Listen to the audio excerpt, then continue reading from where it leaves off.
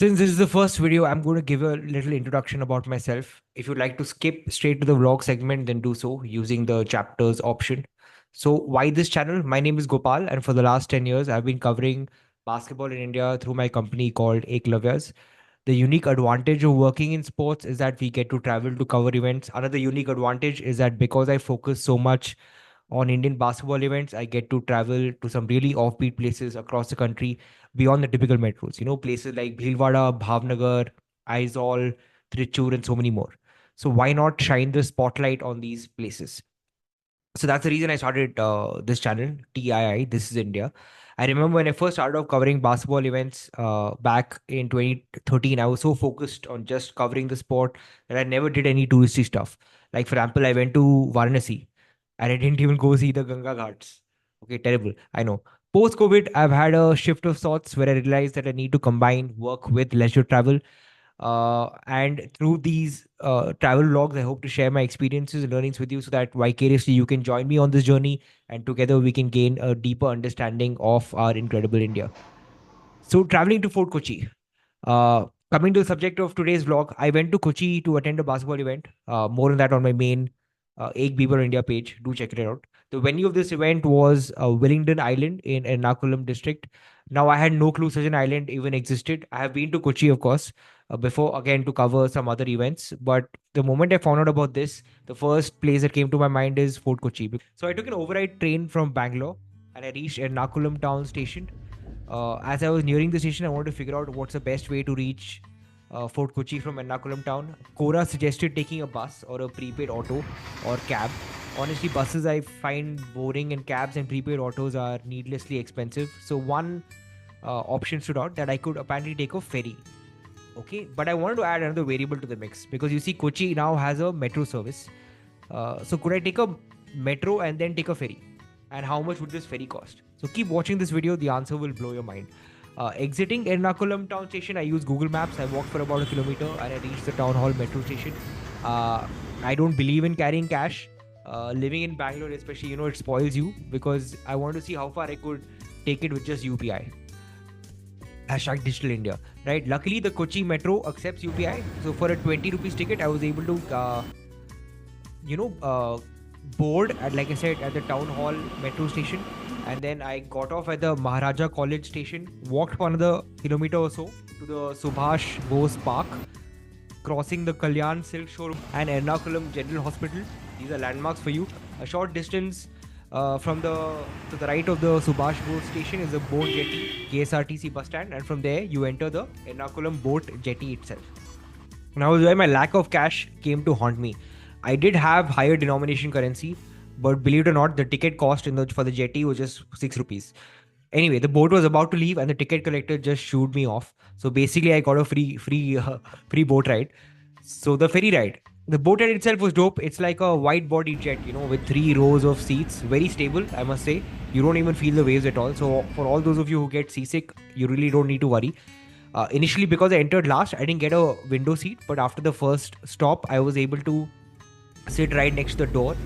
As you can see, there aren't railings or anything, pretty wild. So the first stop itself was at Embarkation Jetty, which is on Wellington Island, which was where my event venue was at, but I had no idea at this time. The next stop was Fort Kochi. The entire ferry ride itself was roughly 20 minutes, not very long, and I got to see the Coast Guard ship on one side and a huge tanker on the other. Luckily, even though it was mid-June and monsoons had already entered Kerala few weeks before, there was no rain and the water was calm. There were life jackets piled up at the back and also under a bunch of seats. So seemed like they were following all safety protocols. Also, there was a board that said not more than 100 people capacity, and we seemed to be well within the limit. It was also cool to see people bringing in their cycles on the boat. Shows that it's a daily affair, I guess, for most locals. Now, in Fort Kochi itself, after a brisk walk, where I got to see some interesting decor, including hanging coconuts outside homes, I reached my homestay and I was welcomed by a cat. I always love it when you're welcomed by animals. It's always a great vibe. After a quick shower, I had to head to my event at Wellington Island, for which, of course, I took another ferry. This time, I made sure that I got some small change from a cafe owner. The event itself was very well organized, and I got to eat some amazing local delicacies for lunch, including appam and stew and all of that. And after that, it was time to head back to Fort Kochi. Another ferry ride later, I was back in Fort Kochi and knew I had exactly 24 hours. So what all could I pack in that time?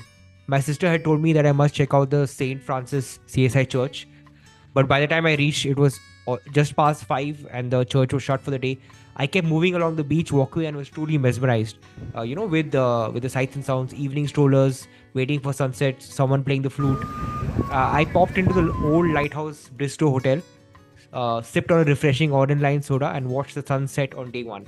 Walking back to my room on a quiet night, I could get an inkling of the pretty streets, and I was excited to explore the town properly on day two.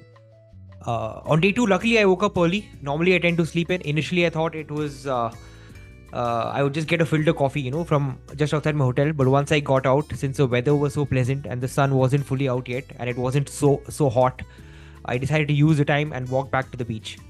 I got to see the famous fishing nets being used. These incredible contraptions are almost 20 to 30 feet high and operate on a lift plus a pulley mechanism, letting gravity do all the work. The nets are dropped into the water after a while, lifted up using stones. You can see a series of 7 or 10 of these fishing nets along the 200-meter stretch of beach. So not a very long beach. The fresh catch is then sold in a centralized sort of pop-up market. Of course, there are birds and animals who are looking to steal their share of fish without paying. I continued walking back now along the walkway and slowly went inwards to check out the picturesque Fort Kochi streets. You'll see most of these have some really nice murals and artwork. And being a Sunday morning, I also got to see locals playing football and cricket in the park. A yummy breakfast at French Toast followed, and a short distance away, I checked out the Dutch cemetery. I didn't check into it, but that would be very dark. The church was still not open at this time. I would only open at 1 p.m. Plus, I had a checkout of my hotel at 11. So I decided to head in a different direction towards Mattancherry. Initial plan was just to chill at the Mocha Art Cafe, but I was reaching there. I realized I was right outside the Mattancherry Palace, which also housed a museum. So I decided to check it out since I was curious about the eclectic history of Fort Kochi, what with its Portuguese, Dutch, Malayali, and English influences. Super cheap entry ticket of just rupees 10. Photography inside the museum was not allowed, but in a nutshell, it showed the history of Kochi from approximately 1,000 years ago and the journey of the various kings, the Portuguese, Dutch, English colonizers, also the influx of the Jews. Most kings had a surname of Verma, and as you can see from this write-up, the palace itself was sort of a compensation from the Portuguese for destroying one of the temples. From there, I headed out to the Jew town. Interestingly, that's where the Mocha Art Cafe was situated. I didn't even know there was a Jew town here. Persecuted Jews from Europe landed by sea found refuge in Kochi. It was one of the Verma kings himself who built a synagogue, which itself is supposed to be the oldest active synagogue in India. I was also able to see from the outside a Jewish cemetery because visitors are not allowed.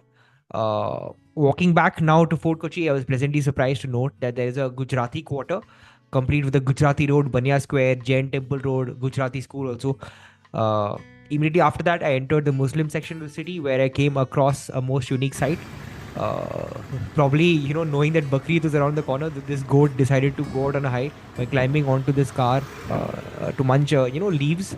The car owner will sure be in for a shock once he sees the tents on the roof. Finally, I got the chance to visit the St. Francis CSI church, which is the first European church built in India way back in 1503. The church itself was very low-key. Nothing unique, not unlike any other church. The standout, of course, was the tomb of Vasco da Gama. It was time for me to head back to the mainland, but not before one unique experience. I was able to take the Kochi water metro, an air-conditioned ferry ride that cost me just $40. So the entire 24-hour trip to Fort Kochi was just including a train, third AC train from Bangalore to Kochi and back, just 7,000 bucks. So that's it. So less than $100. So that was a vlog, guys. Hope this video shows that Fort Kochi is so much more than the Biennale. If you like this video, do share with your friends and remember to subscribe to This Is India. If you've been to Fort Kochi yourself, then please let me know in the comment section how your experience was and what was the most memorable part of the trip for you. Look forward to hearing from you. So until the next video, peace.